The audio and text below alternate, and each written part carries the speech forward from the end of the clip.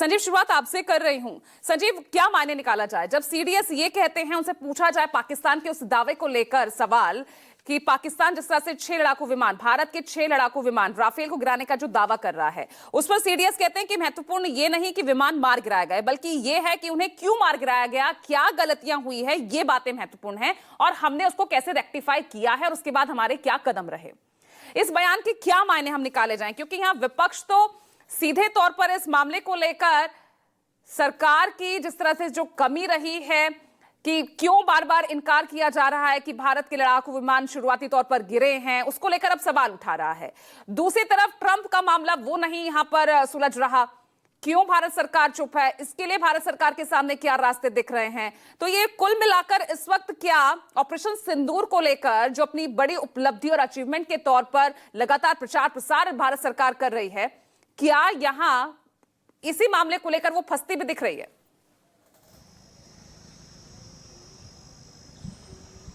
पूजा, बिल्कुल दुरुस्त बात आप कह रही हैं, क्योंकि युद्ध जो लड़ा जाता है उसके बाद एक नैरेटिव की बात सामने आती है और उस नैरेटिव को भी दुरुस्त रखना बहुत ही इम्पोर्टेंट होता है, और ख़ास तौर पर पाकिस्तान और चीन जैसे देशों से जब आप डील कर रहे हैं तब।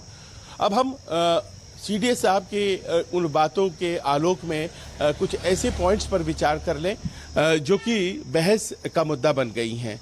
सबसे पहली बात तो ये है कि जब सीडीएस साहब ने जो बातें कही हैं उसमें जो निहितार्थ है वो ये है कि जब भी कोई युद्ध होगा तो वो लॉजिस्टिकल लॉसेस लेकर के आएगा, और अगर लॉसेस लॉजिस्टिक्स की हैं तो फिर ये पार्ट ऑफ द एक्सरसाइज होता है, इसे स्वीकारने में कहीं कोई दिक्कत तो होनी नहीं चाहिए। ह्यूमन लॉसेस हमारी तरफ से नहीं हुई, इसे शुरुआती दिन से कहा जा रहा है। हमारे सारे पायलट्स घर वापस आए, ये अपने आप में बहुत महत्वपूर्ण बात है और इस बात को ज़्यादा ज़ोर से कहे जाने की ज़रूरत है। तीसरी बात यह है कि जैसा कि सीडीएस साहब ने ही कही कि हमें शुरुआत में पता लग गई, हमारी जो कमज़ोरियाँ थीं उन्हें सही किया गया। 7 तारीख को पता लग गई और उसके बाद अगले 2 दिन हमने ऐसा मारा पाकिस्तानियों को कि 300 किलोमीटर अंदर तक गए और हमने उनके बहुत स्ट्रैटेजिक बेसिस को ख़त्म किया, हमने उनके एयर बेसिस को ख़त्म किया और यहाँ तक कि हमने उनके न्यूक्लियर फैसिलिटी को इमोबाइल कर दिया। ये बातें बहुत इम्पॉर्टेंट हैं।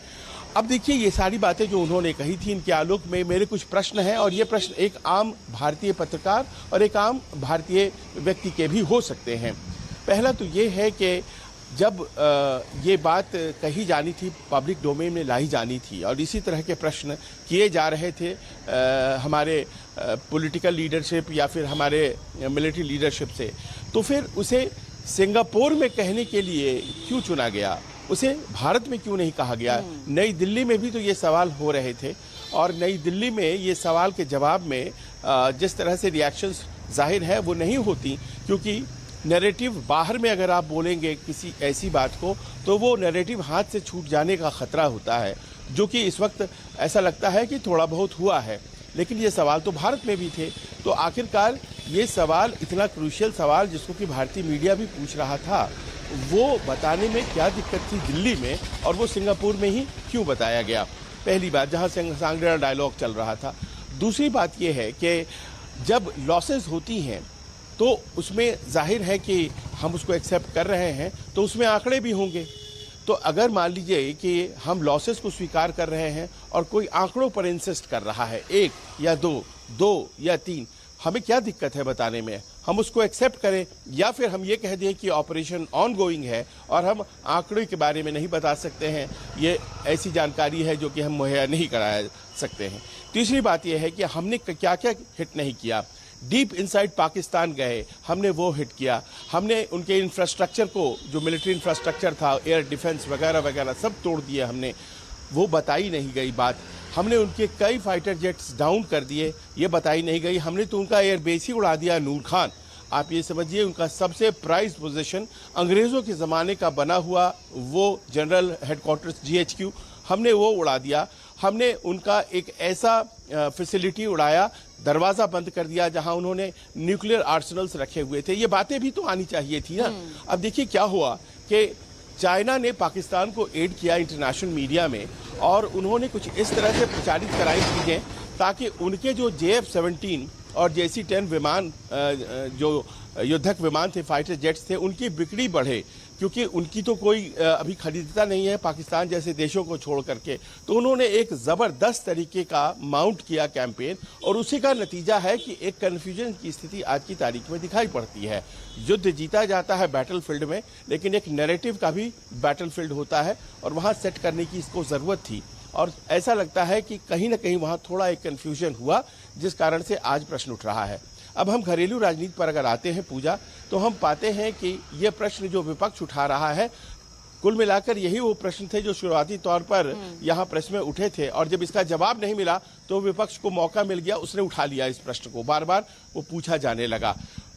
मुश्किल स्थिति, अभी कितने दिन बीते हैं, इतना धैर्य विपक्ष को भी नहीं खोना चाहिए कि ये सारी बातें आप बता ही दीजिए इन सब चीज़ों को, क्योंकि इसका बड़ा ही एक अजीब असर पड़ता है इंटरनेशनली, और हमारा ऑपरेशन जो है वो अभी भी कंटिन्यूड है। इस बात को तो हकीकत के तौर पर हमें स्वीकार ही करना चाहिए।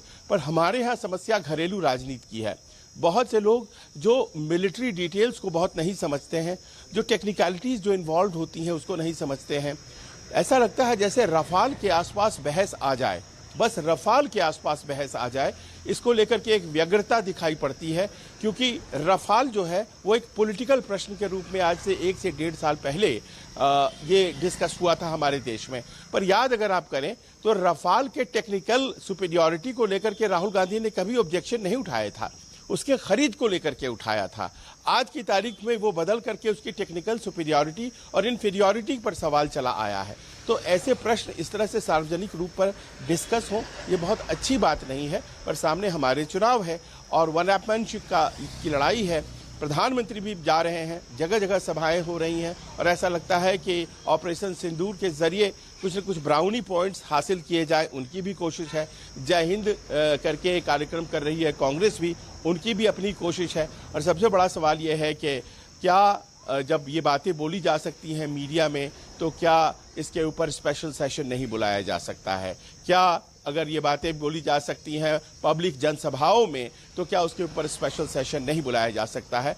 मैं एक बात बोलकर अपनी बात खत्म करना चाहूँगा कि जब कारगिल का युद्ध हुआ था, तो कारगिल रिव्यू कमेटी वाजपेयी जी ने युद्ध खत्म होने के 3 दिन के भीतर बना दी थी, और जुलाई में ये बनी थी 1999 में, और फरवरी में सेशन हुआ था, और उस वक्त ये रिपोर्ट सबमिट कर दी गई थी कि कितनी लॉसेस हुई, क्या क्या गेन्स हुए, अनुभव क्या क्या हुआ।